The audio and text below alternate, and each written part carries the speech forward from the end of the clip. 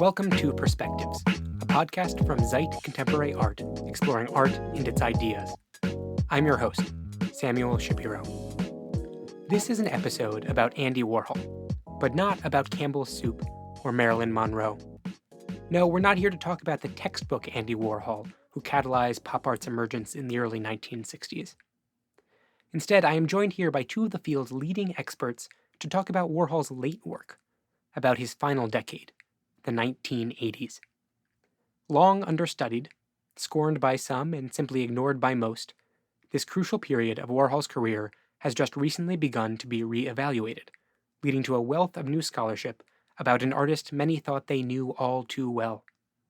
To explore this period, its relative neglect over the past 3.5 decades, and its utterly unfamiliar artworks, I spoke with Jessica Beck and Mark Loiacono.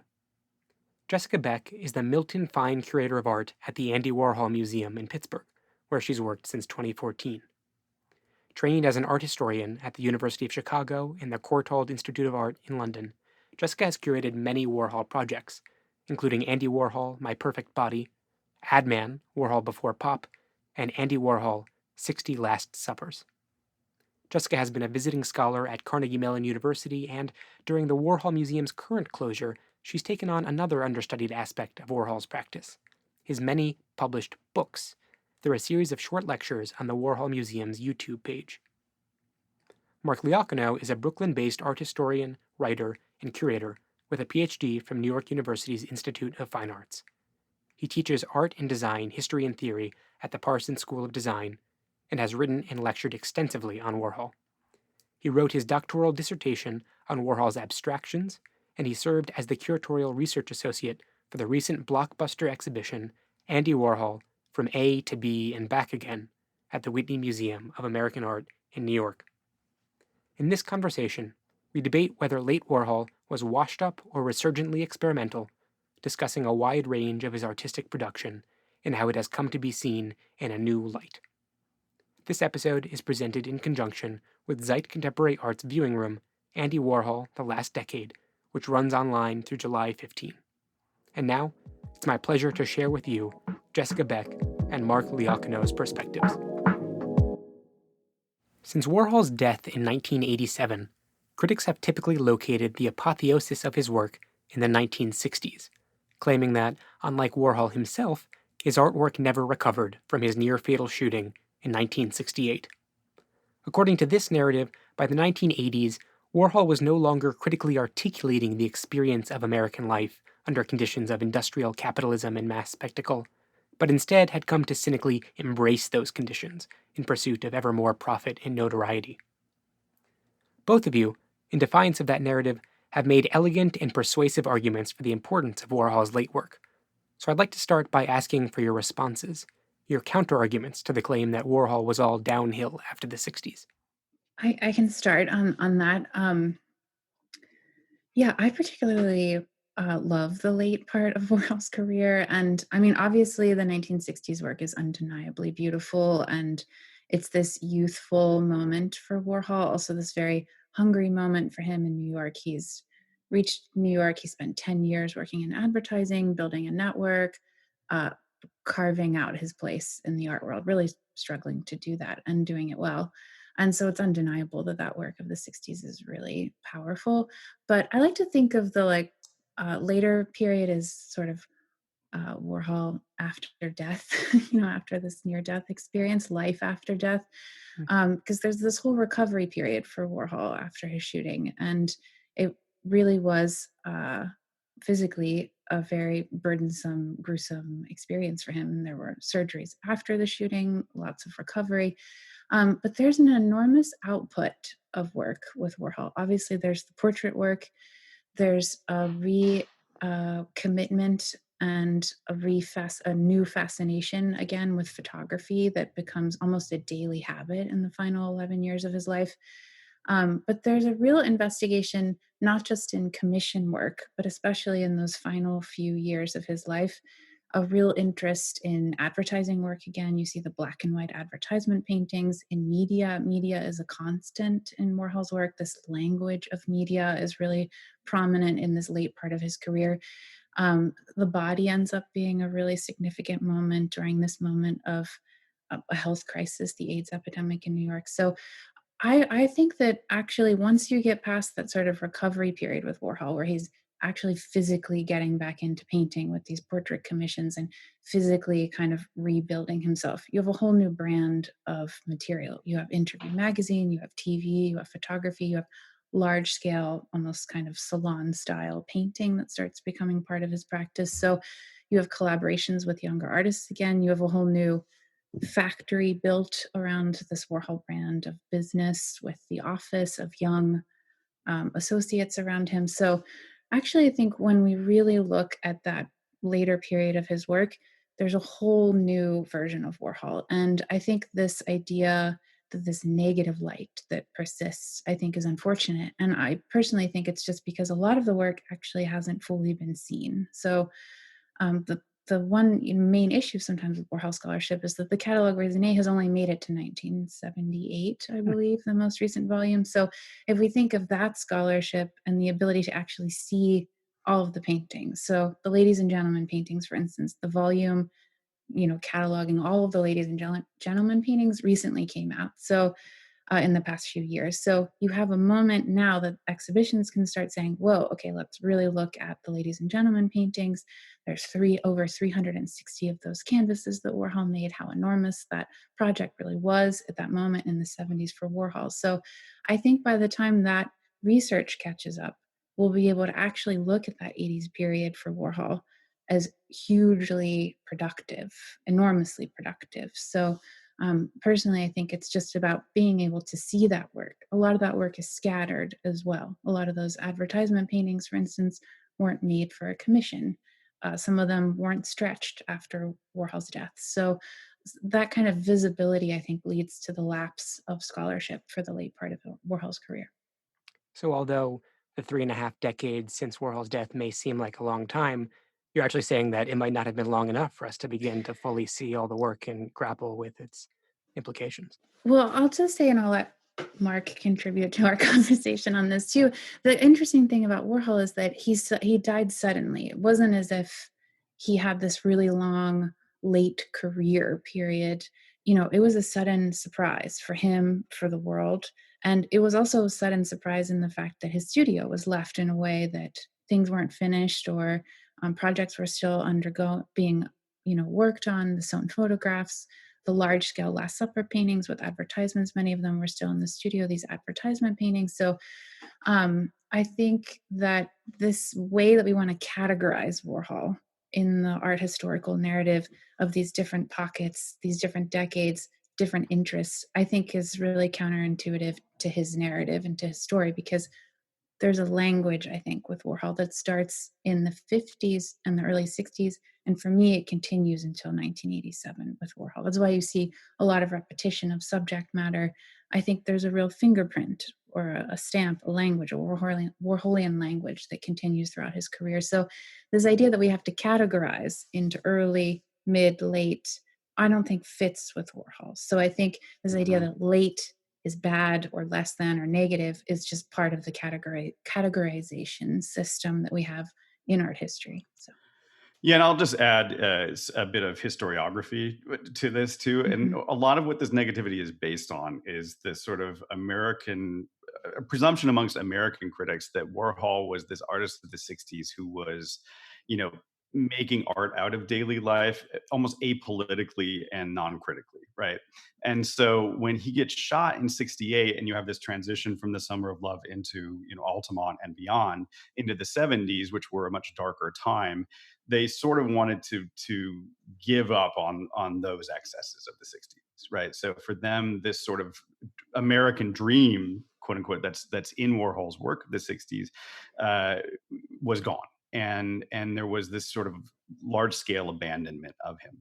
Now that was completely different in Europe, where he was always seen as a very political artist, and that was maintained even after 1968. So a lot of the late, what we are calling the post '68 work, was only shown in Europe and was for European audiences, where it was still widely praised and considered highly politically charged work. I mean, like the Mao pictures, Mm. the Hammer and Sickles, all of those were seen as political commentary, even the dollar signs, to some degree. And so Warhol never stopped being a serious artist in Europe. And in America in the 70s and 80s, he gets more associated with, glitz and glam and Studio 54 and things like that. So when he appears on the Love Boat and in Tootsie and things like that, that's just the sort of dregs of the Warhol's character that are what American audiences were exposed to, and that was not universal. So a lot of that work is still yet to be discovered, as Jessica was saying, in the States.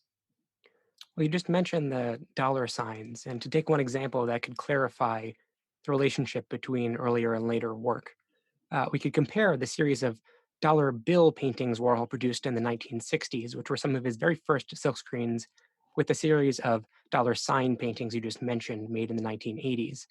The dollar bills were seen as formally innovative reflections on the relentless commodification of aesthetic experience, and the late dollar signs, given Warhol's market prominence at the time they were produced, were seen by some as satirical nods and by others as gestures of surrender to the relentless commodification of his own work, Mhm. even willful demonstrations of the interchangeability of artwork and commodity sign.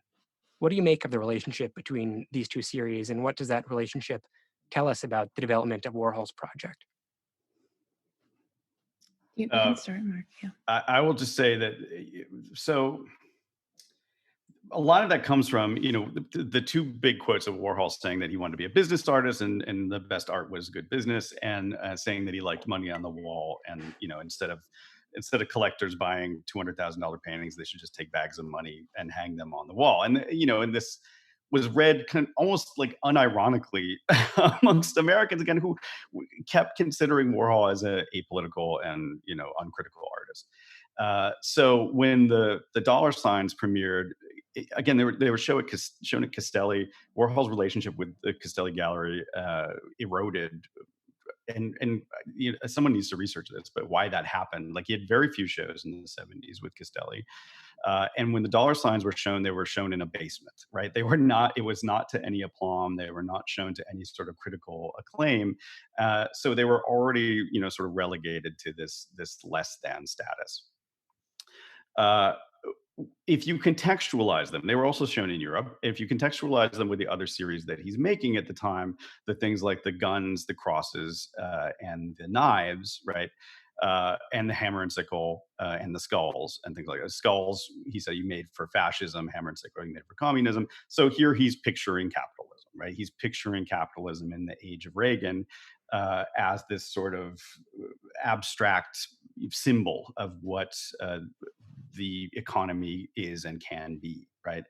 And there's another picture in this show of the Joseph Beuys picture, a portrait that he does in 1980, just before these dollar sign pictures too. And Beuys was at that time starting a new political party in Germany, the German Green Party, which was sort of staunchly anti-capitalist and anti-communist, right? It was supposed to be this alternative way, and Warhol was really involved with that, actually, with Beuys at the time, and made a series of prints to promote it, and was sort of a spokesperson for Beuys in a way. And there's that quote that he wanted Beuys to come to America and be a politician here too. uh, there's something to that in these pictures, in these dollar sign pictures. I don't think they're as sarcastic, and I also think about them in terms of the both the hammer and sickle and the shadow pictures. And the myth paintings that he makes in 1982, where he is sort of investigating the mythologies of America and what America is in 1980, and he's thinking very retrospectively as well.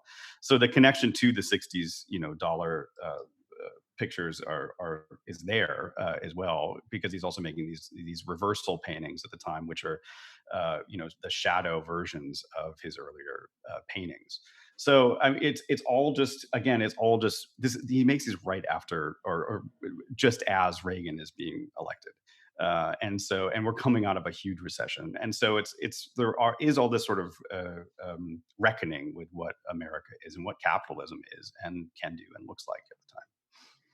Yeah, and I'll just add to that. I think the other really interesting part of this is Warhol's personal relationship to class and to money, and how that, Mm, in that 1962 moment when he's doing these dollar, $2 bill and dollar bill drawings and silkscreen and experimenting with stamps, he's also doing H&S green stamp paintings right before that. So H&S green stamps, speak directly to a working class mhm, subset of America that would have collected these little stamps in a book, taken them to the grocery store, or gotten them from the grocery store, and then received, an iron or like a tea kettle or some sort of like, common kitchen appliance for these saved stamps. So when you look at the later period, he's again reached another level of access, I think, to wealth. He's doing all of these portrait commissions, but the people that he's first starting with are this, European elite. And there's this story of him going to one of these estates in a limousine, showing up and just realizing the amount of wealth. And he says something when he's leaving that, this can't last, like this kind of wealth. Someone has to do something about this. So it's really interesting to think too about Warhol's personal relationship to money and class around these moments that he's making these paintings, because by the 70s and 80s, he does again reach another subset of class and wealth. But he's always thinking about money. Personally, with his staff, he's the mirror of the time of the American culture. But then there's also a flip side, I think, with him, of a personal narrative that actually comes out a lot in the work. So definitely, to what Mark was saying, there's this total reflection in both of those periods of what's happening in the American economy, the American dream, capitalism, that sort of perspective. And then there's also this interesting personal relationship that Warhol has in 62 and then much later to money and to how he's building his own wealth. yeah. I think too, another thing to know about the dollar sign pictures, they didn't sell. No one wanted them because it is this sort of ultimate sign, like ostentation, of your flaunting your own wealth in a weird way, right? And so there is a bit of criticality, I think, built into that too. Like, if you want money on the wall, here you go, kind of Mhm. thing. And I think something we also have to remember about that the dollar sign or the dollar pictures from the 60s is that they're funny, and that it's a drawing that has this like cartoony George Washington on them. And and pictures like $192 bills, it's not different $1 bills, it's the same dollar bill over and over again, right? So it's not an accumulation of wealth, it's the same dollar over and over again. So there is irony built into the form of the pictures too. So you think the dollar signs were one step too far for many of the collectors who were viewing their Warhols only as repositories of exchange value, even? Yeah, definitely. Well, on the But they're quest, so great though. You- like the color. Yeah, the And colors are Warhol's great in the it. master colorist. When you see Yeah. those dollar sign paintings now, like the color combinations are incredible. And they really do, as you were bringing up, like shadows and Mao and the hammer and sickle. I mean, the Yeah. genius of the Mao paintings is the color. That's the genius of those paintings. And Warhol saying when he's making those paintings, oh, it's so fashion for Mao to have Yeah, his yeah. face around everywhere. This idea that Mao could be fashion, and this idea that it's not always with Warhol about the idea, it's how the image sells. Because the initial exchange around those Mao paintings is, will you do Einstein? Will you do, the Yeah. commission was, will you paint Albert Einstein? And Warhol counters with, well, isn't Mao so much better as an image? And so it's just really fascinating to think of him as image based, color, thinking of color very strategically. And again, that goes back for me to that 50s work in advertising, really understanding the mechanics of imagery and color and what can sell and how to edit an image. All those conversations he's having in the 50s with fashion editors on how to make the image better, Mhm. I think gets ingrained so deeply that by the time you get to these dollar signs, there's such a sophistication of handling of that work. And you could see him, there's video footage of him painting one of these large Mao paintings. How fast can you paint this painting? There's just intuitive process, I think, by that point in Warhol's career. So I think that part of it too is that when you look at those dollar sign paintings now, I see them almost on par with like color abstraction in a way. for me. Mhm. Well, we'll definitely come back to how they relate to the abstractions in a moment. But to take up one other practice that's recently been reevaluated, we could talk about Warhol's portraiture. Much was made at the time of Warhol as a court painter of the 1970s. He was often referred to as a society portraitist because he catered to upper class denizens. Jessica, you wrote your thesis on Warhol portraiture, and Mark, you worked on the impressive salon style installation of portraits in the Whitney show. Was he simply churning out highly saleable likenesses to an emerging plutocracy, or can these portraits too be understood as a more complex project? Mark and I had such a great conversation about these earlier in the week. And Mark, you should start because you really put together that display at the Whitney, and I'm so fascinated by this period. So why don't you take the mic? Yeah, I mean, it's his single largest body of work. Are these portraits from the 70s on starting roughly just after he was shot. So they were the first thing that he started working on. Afterwards, he was doing portrait commissions throughout the 60s. Uh, and even in the 50s to some degree, in certain drawings, and some of his album covers can be considered almost portrait commissions in a way. The Count Basie looks like some of the later portraits that he does for album covers. One of the last things he does is Aretha Franklin, so there is a nice sort of bookend there. Um, so there's a lot of presumptions about the portraits, and again, because they're so disparate and have never really been shown en masse. So that's one of the things we were trying to do, was to show the diversity within them and to show, what sort of society they actually represent. So there's this quote in Bob Colacella's book Holy Terror, where he recounts that Warhol eventually had this project. The reason why they're all 40 by 40 is that Warhol wanted to make this large scale, quote unquote, portrait of society that he was going to pitch to the Met to have sort of on permanent display. Uh, that would be all of the leftover pictures from all the portrait commissions, because he would always make a few extra, hoping that people would buy the extra ones once they saw them, but they rarely did, right? So because there was a sliding scale, if you bought one, it was one price. You bought two, you tack. The more you bought, the cheaper they became. So uh, so we wanted to sort of recreate what we thought this portrait of society would look like, and then what it would actually be. And I think, like anything, it makes a social network. It makes you start to see Warhol's connections and what sort of circles he was running in, and even just the limits or limitations of the art world at the time, and how big it was or how small it was, really. And the ones that we decided on and sought out were the ones that were the closest connections to Warhol himself. So the people he knew, his intimates, his friends, his colleagues, his dealers. And many of the ones that we had in the Whitney show were actually trades.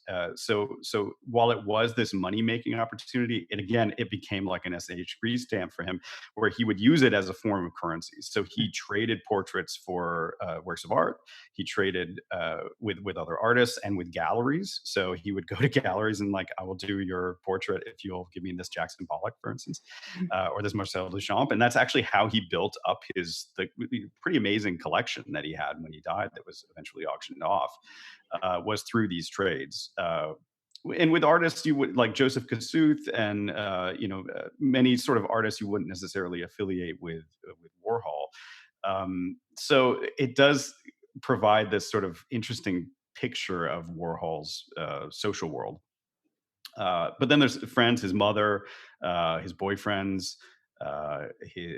people who worked in the factory. So it's not as commercial, I guess, or because the 79 Whitney show was held up as this, like, ultimate sellout moment for Warhol, and then he's just really just kowtowing to the high society, which, he made money off of these people. And again, a lot of the European commissions that were these European elites, and they came through his gallery there. So the ones in America were coming through the studio, and the ones in Europe were coming through Bruno Bischofberger, who was his primary dealer in the 1970s and 80s. So in many cases, he was not connected to any of those people, and he would just go and take their pictures and then come back and do the portraits. But it was different with people that he knew, and as we were chatting about yesterday, a lot of people rejected them Hmm. upon reception because they weren't necessarily, Warhol-y enough. I think for a lot of people, and they do get really painterly, they do get really abstract at times, and they don't necessarily coincide with the aesthetic that you would necessarily attribute to Warhol. Yeah, I think this is the thing I found really fascinating about these early portraits, like 70 to 72. It's he has just starting out this new style, this kind of abstract style, and then you get to a point where he's using his fingers in them, like the Ivan Karp portrait, for instance.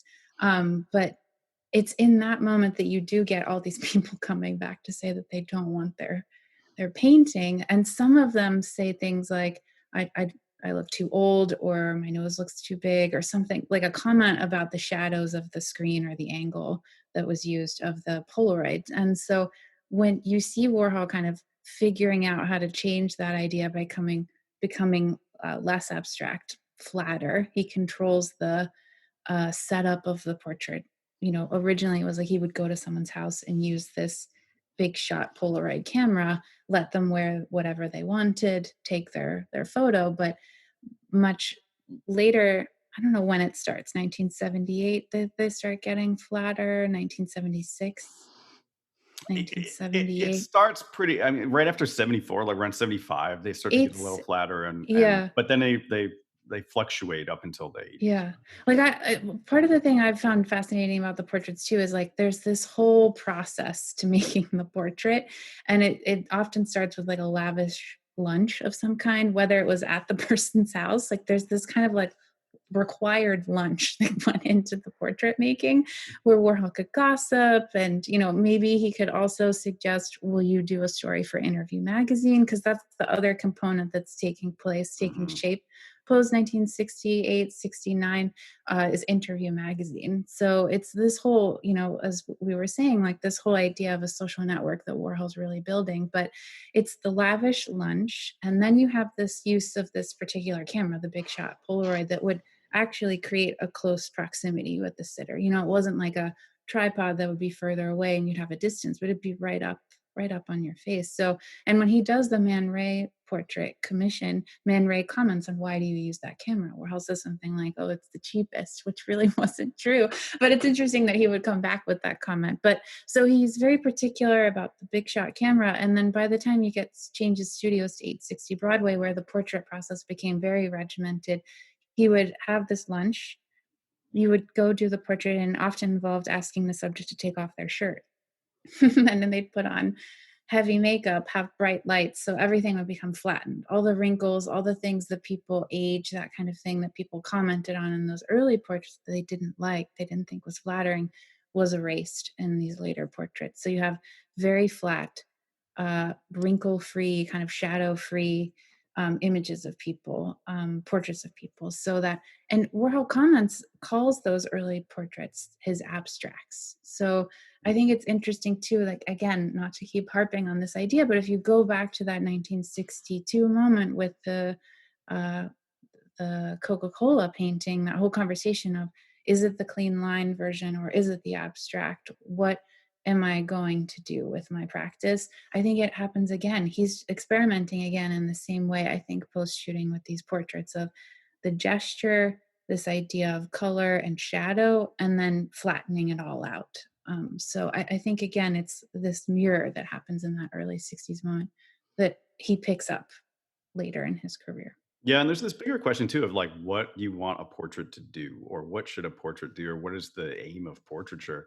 And if it is about this, either like depicting some kind of psychological interiority, or uh, relaying somehow the relationship between the artist and the sitter, or if it's just about asserting status and asserting wealth in some ways. And so I think he is sort of investigating all of those things and what portraiture can do and should be.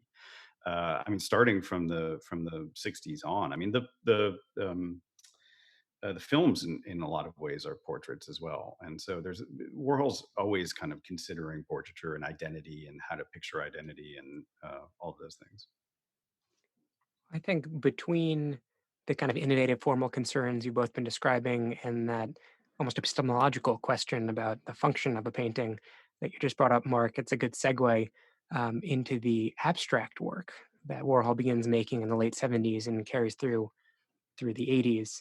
He made several major abstract series, including The Shadows, a 102 panel painting, each of which repeats a spare shadow like form, the oxidations, which were made by urinating onto metallic paints to produce a chemical reaction on the canvas, the Rorschachs, which are poured and folded black and white riffs on the famous psychological blobs, and the camouflages in which Warhol covered canvases of all sizes in that militaristic pattern. Mark, given how different these series are, is it correct to group them all into a single narrative of abstraction, or should we actually understand these as entirely different projects? Yeah, that's a problem with Warhol in general. And one of the theses of the show, and one of the things that we discovered in putting the retrospective together, is you can never really pull one aspect of Warhol out of his practice and hold it up as an independent unit. I mean, he's thinking through ideas in all sorts of different mediums and all sorts of different ways, and abstraction is no different. I mean, it runs through almost everything that he does in some way, starting from the 50s on. And he was educated in it at a time. I mean, he was going to art school in the late 40s when abstraction was the sort of de facto mode of picture making. And actually he had a professor in school who was a sort of fallen abstractionist, someone who had, much like de Kooning, almost like given up on abstraction or pure abstraction in a way. And so he was always somewhat ambivalent to it. He never sort of believed in the modernist dogma as it was held up through the 50s and 60s. So it was always just another tool in the arsenal. It was always another way to think through things or to represent something in a way. So it functions throughout. And I mean, the telling thing is that his first piss painting or oxidation, well, actually piss painting because there wasn't the metal involved, he made in the early 60s, even before Mhm. he makes his pop works. So he's responding to ideas coming out of abstraction, but also out of fluxus. And trying to think about, a sort of automatic picture making that's also social in some ways, and also speaks to these ideas of base materiality and performance. So it's there from the beginning of his career as he's trying to assert himself as an avant-garde painter, trying to sort of work his way into the gallery art scene, or be seen as someone who's a more serious artist.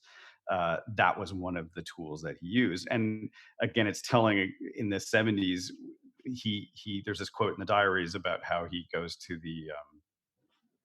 uh, the Pompidou in France and tours it, and just gets upset with himself that all he does is society portraits, and he wants to return to painting, and he can't wait to get home and make some new paintings. And the things he makes when he gets back are the oxidation. So he's trying to again reassert himself within the avant-garde and think of himself as a radical painter. And he turns to this same idea that he had developed in the 60s, and pulls one of these things out of the closet and says, "Gee, I wonder if that will work now." And it just so happens it's in this moment when, uh, like now, where we're at the world was in a recession, and unemployment was extremely high, and so you see things like punk rock start to get developed out of these sort of social circumstances. And here was again a sort of idea that resonated with that quite directly. And so Warhol was engaged with the new ideas that were happening throughout New York and throughout Europe at the time. So to think of them as abstract is not in the sense of the modernist sense of being removed from life, or being sort of like pure. Obviously they're not pure, right? They're made out of urine.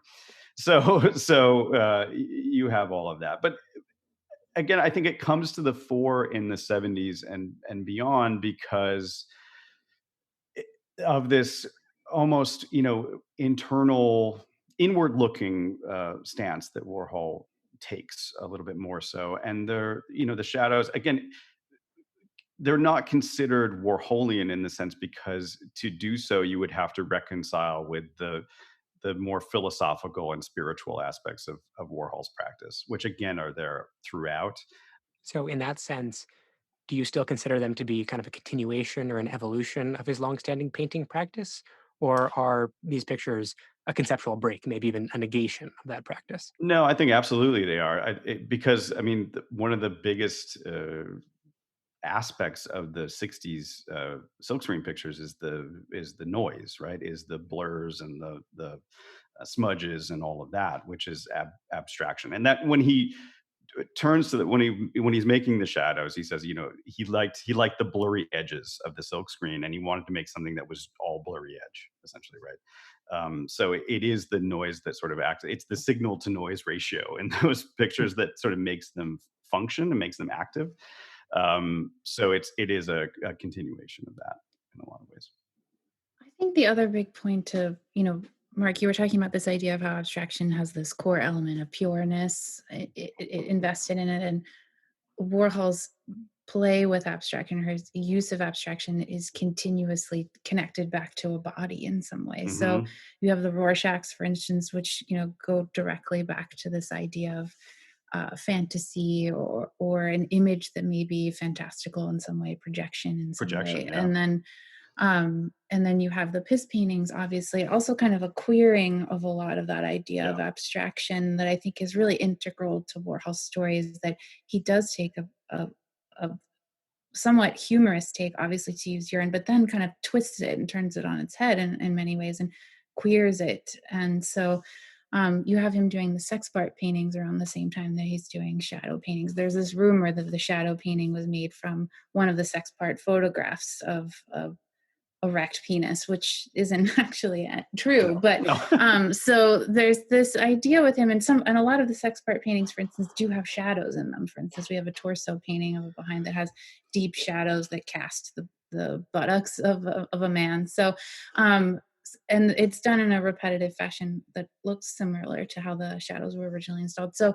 I think with Warhol, this abstraction is often brings back a trace of the body, which goes directly against the pillars of pure abstraction, and queers it in many ways, inserts this queer body in a lot of it. So I think that's one of the important elements with Warhol and abstraction. And again, to highlight what Mark was saying too, that it's just, I think with Warhol, abstraction is king. And it's like, Hmm. abstraction is like the painting that was popular when he wanted the limelight of the Castelli gallery and didn't have it, and wasn't in that inner circle, and was never accepted by that inner circle. And so I think it's constantly this golden ring of approval that he's sort of chasing his career, never able to fully get to. But when you look at something like that amazing uh, uh, Last Supper, Camouflage Last Supper, you see that all of these ideas coalescing of the body, of the Catholic body, of and abstraction media, and all of that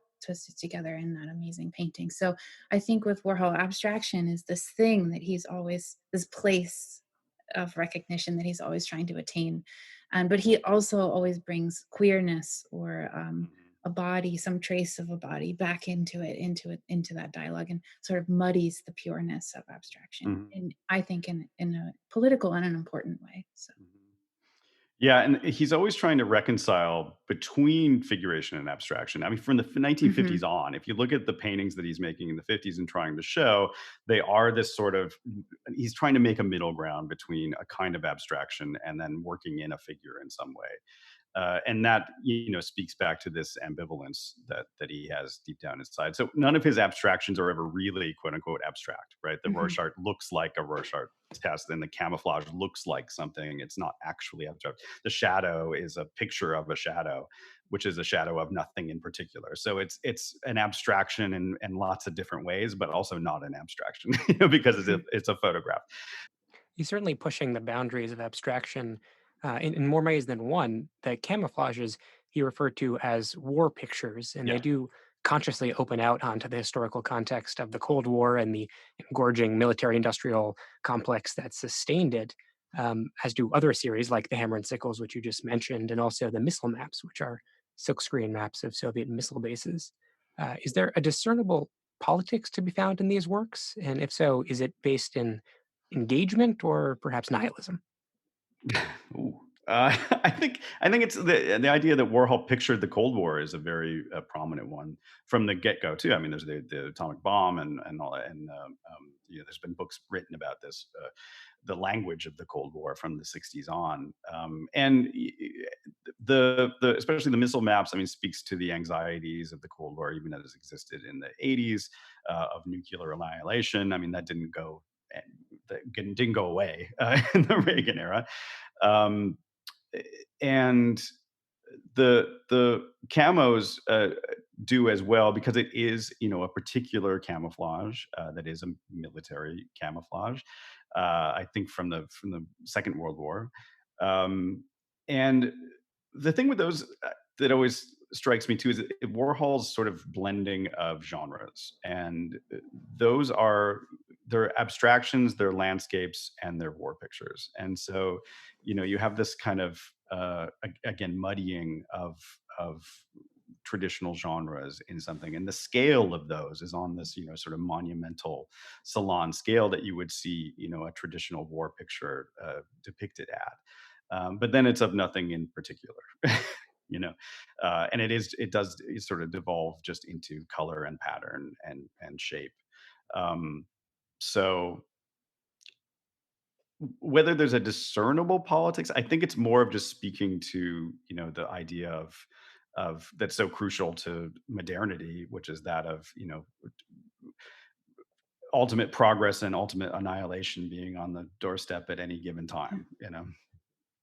Yeah, I think that, I mean, I love the black and white advertisement paintings. I think those are going to be one of the bodies of work that are going to come out in more display, and people are going to put them together and understand like how amazing they actually are. But I think for sure that there's a reflection of a language, a politics of language happening in media at that Mhm. moment in the 80s with Warhol that he's capitalizing and showing. And one of the things I think is important too about those paintings is they were not a commission, because so Yeah. much of Warhol's work at that period is an idea from someone else saying, an agreement. Alexander Yolas, whoever it is, Anselmino Luciano, like asking, will you do this painting of this person? Will you do this painting of this subject? So I think in those paintings, you have so much media language going on, like the economic shift taking place in New York with somebody wants to buy your apartment or somebody Mhm. wants to rent your apartment. I think the Buy ad your is apartment building, I think. buy Yeah. your apartment building. Yeah. So, but I'm also interested in the other paintings like Heaven and Hell or One Breath Away or Mark of the Beast 666, and this idea of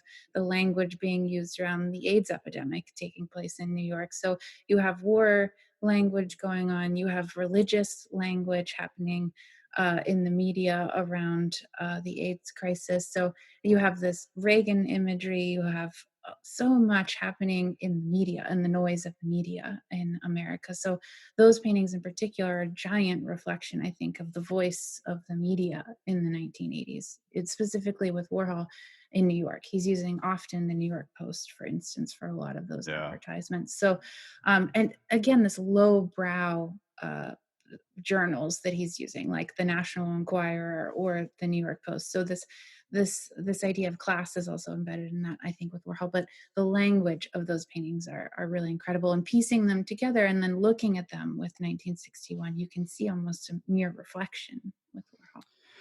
Yeah, and they're really interesting too in that sense that they're so anachronistic, and they Mhm, all look like they could have come from the '60s, and mhm, yet they are from the '80s. And there is this sort of, again, Warhol is doing so much looking back at that time, and this is where he returns to hand painting as well, right? Through the mhm, Basquiat collabs. He sort of rediscovers hand painting, and he also rediscovers his early hand painted works from the 1960s. And it's not for nothing that around this time Dia has a show curated by Donna DeSalvo of Warhol's early hand painted works that he's literally pulling out of the closet for the first time since the 60s and rediscovering. And just like with the oxidations, thinking, oh gee, could this work now? mhm. And it did. It spoke to the aesthetics of the '80s. And again, he's commenting, oh, paintings coming back, and there's all these young painters, and I'm so jealous of them. People like Julian Schnabel and Basquiat, and so he gets sort of reinvigorated to paint again. And at the same time, you have the politics of the '80s haven't come that far in terms of the Cold War, and even these illustrations, the way it's depicted in the media is similar in a weird way. Also, I like the little ones of the shoes that are in the show because Yeah. it's telling that Warhol's early works were mostly illustrations of shoes, Shoes. and so he's then making these ads of beetle boots and things, right? Which again are really anachronistic. Like I don't know if people wanted beetle boots in the 80s. Was there a resurgence of interest in beetle boots? But again, these sort of really workaday illustrations that were even antithetical to his own work, super stylized work of the 1950s. These almost really anonymous illustrations, which were not cutting edge in any way, shape, or form. So, and I will say too about the maps. I mean, I think politically too, they also are charged through the Basquiat collabs, and the one Mm. of all there's so many of those paintings, and the one that we really sort of keyed in on for the retrospective was this one called Paramount, which has built within it this giant map of hand painted map of China that Warhol does, and so the map sort of a lot of that imagery actually comes out of the collabs and is sort of the things that he's painting on those paintings for Basquiat then to overlap with, and so there is conversation in that, and it's also at this time he's making the painting headline painting of that speaks to Michael Stewart's death, who was a young black artist who was killed in police custody by the police, and was friends with Basquiat and Keith Haring. So he's again there is politics built into all of these, and returning back to newspapers and headlines and things like that.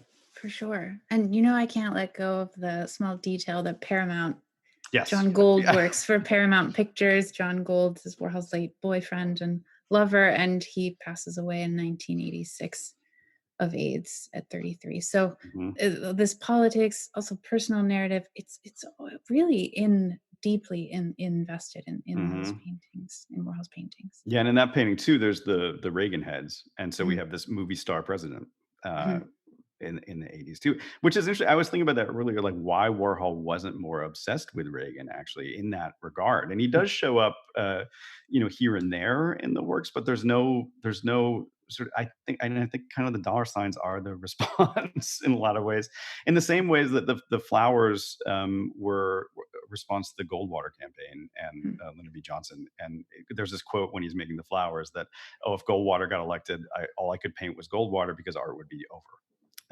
Essentially, and then when he gets defeated, he can go on and make the flowers. And I feel like Warhol was plugging for Carter, and was definitely not a Reaganite, even though some people who worked for him were. And Nancy Reagan shows up on the cover of Interview magazine, Yeah, I was famously, gonna say. and controversially, right? Yeah. Thus going to the narrative that Warhol had sold out. So you both mentioned his relationship to Basquiat and certain other neo-expressionist painters, but another mode of art happening in the 1980s was kind of more concept-oriented appropriation art. Is he also in dialogue with artists of the pictures generation, or was that something he was staying away Absolutely. from?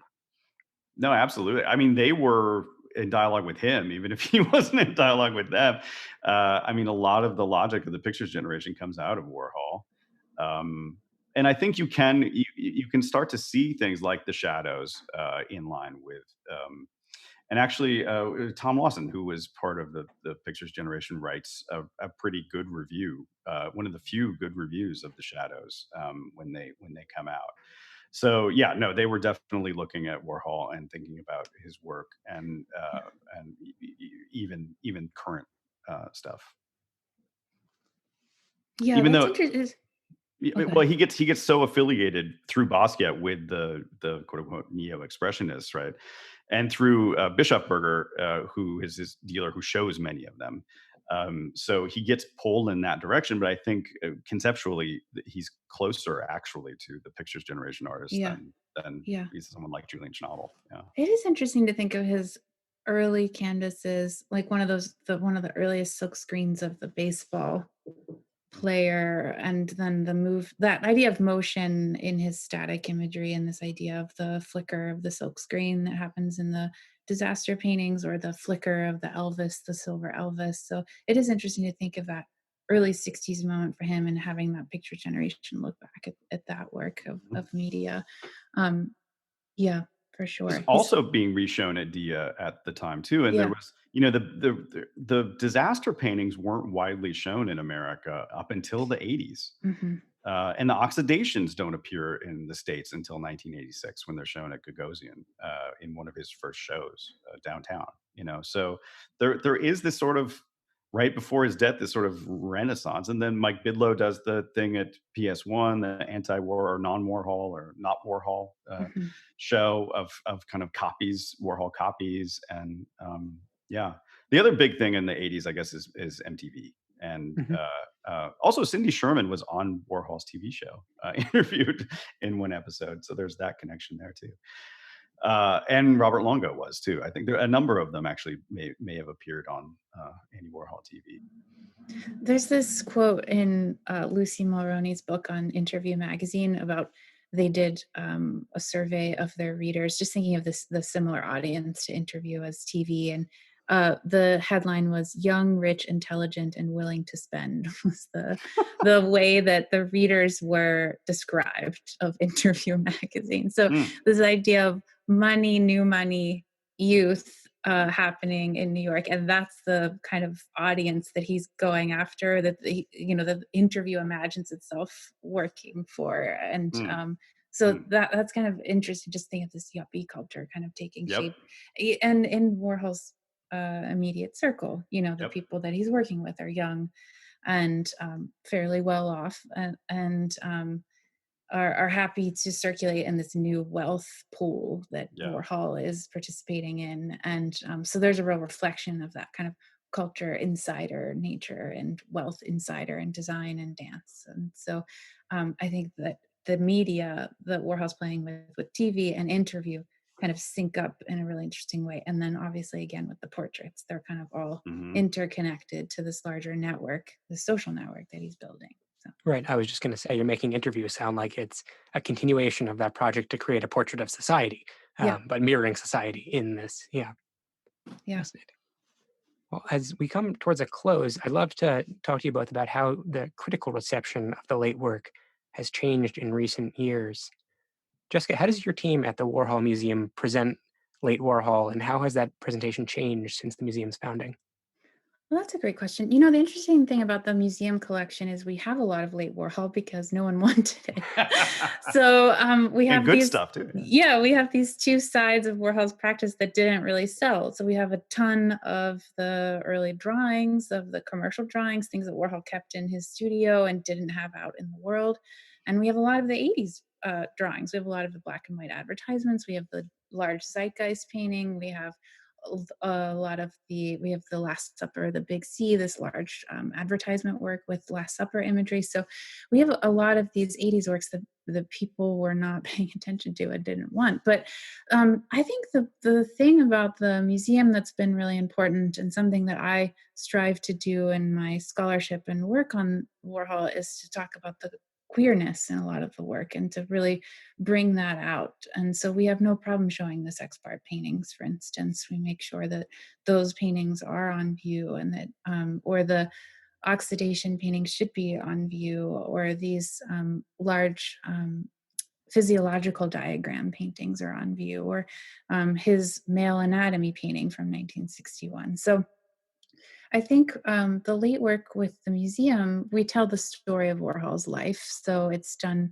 the collection is hung chronologically. So you get this sense of a narrative of how his life is shifting, how the practice shifts along with that story. But the skull paintings are a large part of the collection as well. We have some of the very enormous skulls that are beautiful and permanently installed in the museum. So I think there really is a lot of the gems are actually some of the later canvases, the late 70s into the early 80s work for Warhol. And I think we've talked about this earlier, that there's just this reception that for some reason it's bad. And I think it's really just about visibility and good curating. And so I think part of the success of the Whitney retrospective at the New York display of it was, you have that final room with the camouflage Last Supper, with the Mona Lisa, with the abstraction, and you have this sublime painting, this painting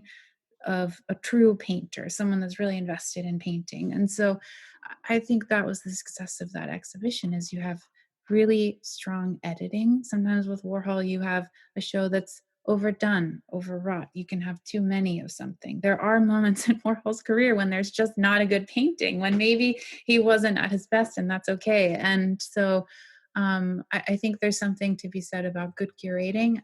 I think the scholarship has to catch up. I think it would be a real disservice to Warhol's story if we just kept repeating the work of the 1960s. So for me, I'm heavily interested in the way Warhol's personal narrative starts to come out in that late period in his career. And I think, there is this moment now where we think Warhol's so connected to our current moment of visual media and social networking and all of these things. And I think it's really just that we're able to really see so much of his work now online. And Yeah.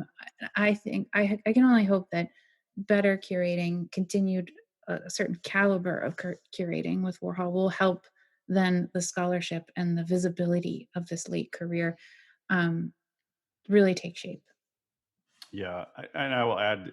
So that was very intentional on our part. And Kenneth Mhm. McShine's retrospective at MoMA in 1989, which was the last American organized Warhol retrospective, had very little work from the 70s and 80s. It was almost entirely 60s work. Didn't have any 50s stuff. And the last 2 decades was essentially like a couple of galleries tacked on the end, and that has continued. And so we made a concerted effort to make almost half the show late work, which otherwise had never been done. And I mean, is why Donna brought me on to the team, is because I Mhm. was the late Warhol guy.